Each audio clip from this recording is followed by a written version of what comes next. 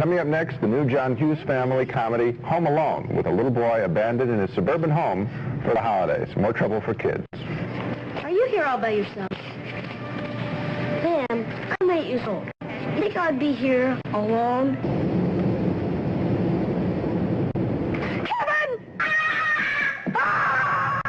That's little Macaulay Culkin left alone in his suburban home when his family leaves him behind for a Christmas holiday in Paris. And that's the premise of the dopey new comedy, Home Alone. How does it all happen? Well, there's a lot of confusion when the big family, a couple of them have been combined for this trip, they all oversleep the morning they're supposed to go to the airport. There's no way on earth we're going to make this plane. It leaves in 45 minutes. Left alone in the big house, at first, the little boy tries to be a brave little man. I can't seem to find my toothbrush, so I'll pick one up when I go out today. Other than that, I'm in good shape. A more immediate problem, a couple of bungling burglars, Joe Pesci and Daniel Stern, who have been casing the neighborhood for empty homes during the holidays. This is the first time Pesci has ever given a bad performance. It's a bad role. It's loaded. It's got lots of top flight goods, stereos, VCRs, toys.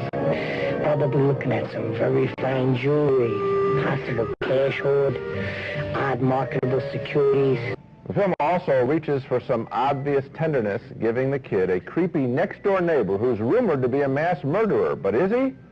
They meet in church. Well, this is the place to be if you're feeling bad about yourself. It is? I think so.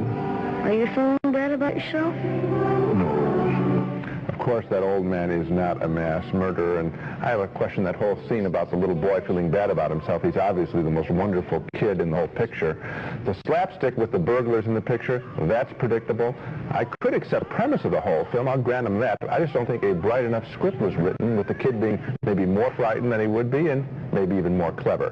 Writer-producer John Hughes and his director Chris Columbus have made a sort of a preteen Ferris Bueller's Day Off, and the formula is wearing thin on me.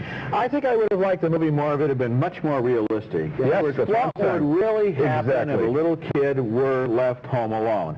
And the whole business of the burglars trying to break in, and he contrives a very elaborate string of booby traps and trick ropes going here and there, and little fireworks that are going to go off and so forth to make life hard for them. These booby traps are nothing that any 8-year-old kid couldn't make if he had hundreds of thousands of dollars and the special effects department of a movie working for him. It's totally unrealistic. And because it goes into that weird subplot of involving the burglars and the booby traps and so forth, it lost my interest. What would happen if an 8-year-old really were left home alone for 3 days? That would be a good movie. And I was all excited because that, of course, was one of my, and I'm sure everyone else's, big fears. When your parents go out the first time and there's no babysitter, that is a big moment in every kid's life. And I thought this movie was going to tap into it, and instead we get slapstick and we get a phony thing with a mass murderer. Coming up later